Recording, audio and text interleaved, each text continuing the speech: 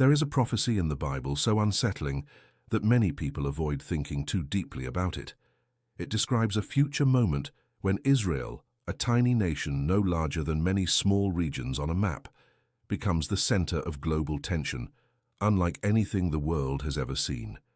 Not regional tension, not diplomatic disagreement, global pressure, international focus.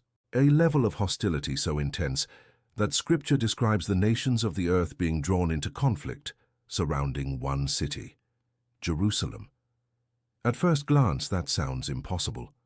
Why would the entire world become emotionally, politically, and strategically entangled with one small nation? Why would global powers risk instability over territory so geographically small? Why has Israel remained at the center of world attention for thousands of years?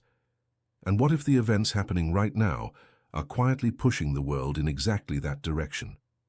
Stay until the end, because the final scripture we will uncover may completely change the way you understand the future of Israel, Jerusalem, and the nations. Before we begin, if you are passionate about biblical prophecy, end times analysis, and understanding world events through scripture, subscribe now.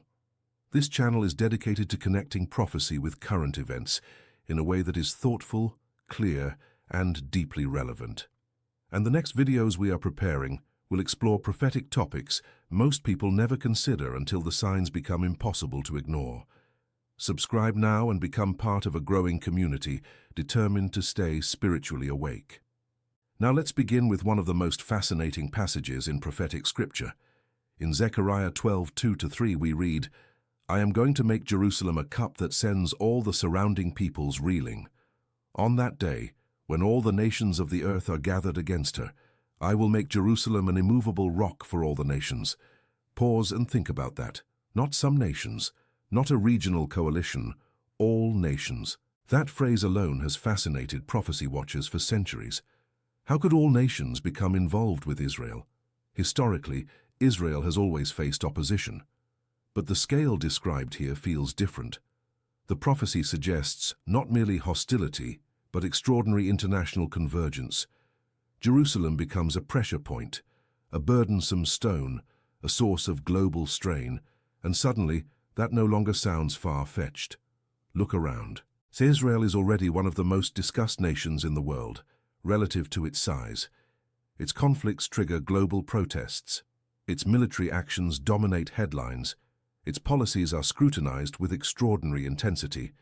Its alliances influence international diplomacy.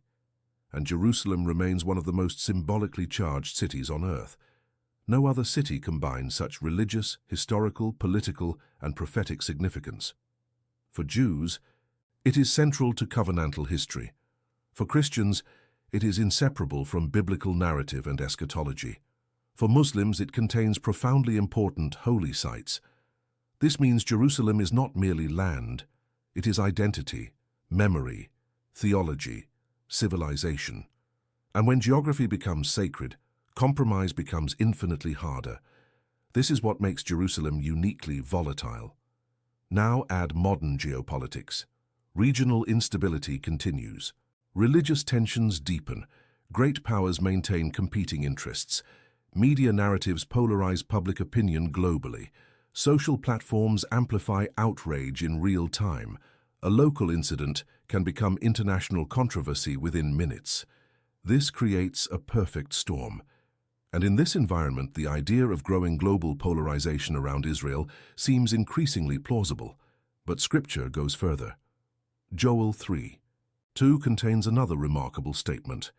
It describes nations being gathered for judgment concerning how they treated Israel and divided the land. Again, notice the land issue. Jerusalem and surrounding territory repeatedly appear in prophetic discussion. This is not accidental. Territory in Scripture is often symbolic of covenant, inheritance, and divine promise. This is why land disputes involving Israel carry significance beyond ordinary geopolitics for many believers. Now here is where things become even more interesting. Revelation describes a climactic gathering of kings and nations associated with final conflict. Many connect this symbolically or literally with what is often called Armageddon. Whether interpreted literally, symbolically, or some combination of both, the point is clear. Biblical prophecy anticipates extraordinary geopolitical convergence, and Israel appears central. This does not mean every military conflict equals fulfillment. That is an important caution. History is filled with failed predictions. Many previous generations believed they were seeing final fulfillment. World wars, Cold War tensions, regional invasions, nuclear crises, and yet history continued. So responsible interpretation requires humility. But humility is not the same as indifference. It is possible to remain cautious while still recognizing striking patterns, and the pattern is difficult to ignore. Israel continues attracting disproportionate global attention. Jerusalem remains deeply contested. International divisions intensify, and conversations about borders, sovereignty, recognition, and land rights remain emotionally explosive. Why does this matter? Because biblical prophecy often reveals not isolated events, but recurring patterns intensifying toward culmination. Jesus described history using the metaphor of birth pains in Matthew 24. Birth pains increase, they intensify, they come closer together. This suggests acceleration, not necessarily one defining event, but escalating sequences. Could current developments represent another contraction? Many think so. Not because certainty is possible, but because the structural similarities are difficult to ignore. And perhaps what is most unsettling is not what has already happened, but what could happen next. Imagine increasing diplomatic isolation, expanding criticism, pressure campaigns, shifting alliances, international resolutions, escalating military incidents, a growing narrative portraying Israel as central obstacle in broader peace efforts. In such a scenario, global frustration could intensify dramatically. Again, this is not prophecy prediction by newspaper. It is simply recognition that the conditions described in Scripture are no longer unimaginable. That is what makes this topic so compelling. Not certainty, plausibility. The architecture of the future increasingly accommodates scenarios previous generations struggled to envision, and technology accelerates everything. Information warfare shapes perception. Narratives spread instantly. Public opinion mobilizes globally in hours. Diplomatic pressure scales faster than ever. Psychological contagion spreads at historic speed. This changes the dynamics of international tension profoundly. Now let's ask a deeper question. Why does prophecy emphasize Israel so heavily? For many believers, Israel functions as more than a nation-state. It is intertwined with covenantal history, messianic expectation, and redemptive narrative.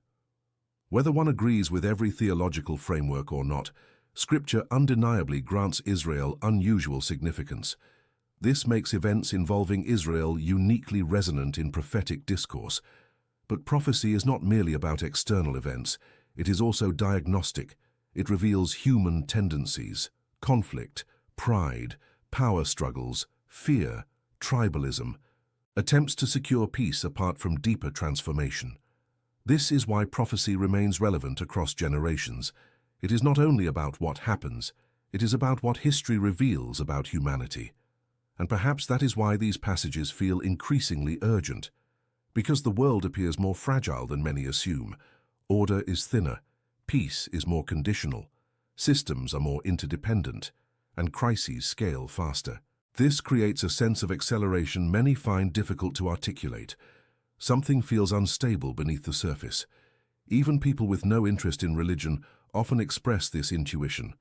History feels compressed, events feel intensified, thresholds are shifting. And biblical prophecy offers one interpretive lens for understanding why these patterns matter. But remember, prophecy is not designed to produce paralysis. It is designed to awaken. Jesus repeatedly emphasized watchfulness. In Luke 21:28, he says, "When these things begin to take place, stand up and lift up your heads, because your redemption is drawing near." Notice the tone, not despair, not panic, awareness with perspective. This is crucial. A prophecy-focused worldview should not create hysteria. It should create seriousness, clarity, and spiritual alignment. It should challenge complacency. Ask yourself honestly, if Scripture repeatedly points to Israel and Jerusalem as central in future events, And if the world appears increasingly drawn into tensions surrounding them, should that not at least invite reflection? Not obsession, reflection. Because history is not merely a sequence of random headlines. At minimum, these developments force deeper questions. Where is history going? What stabilizes a chaotic age? What does it mean to remain spiritually grounded in unstable times? These are the real questions, not simply when, but how should we live? That is always the deeper prophetic issue, and perhaps that is what makes these scriptures so enduring.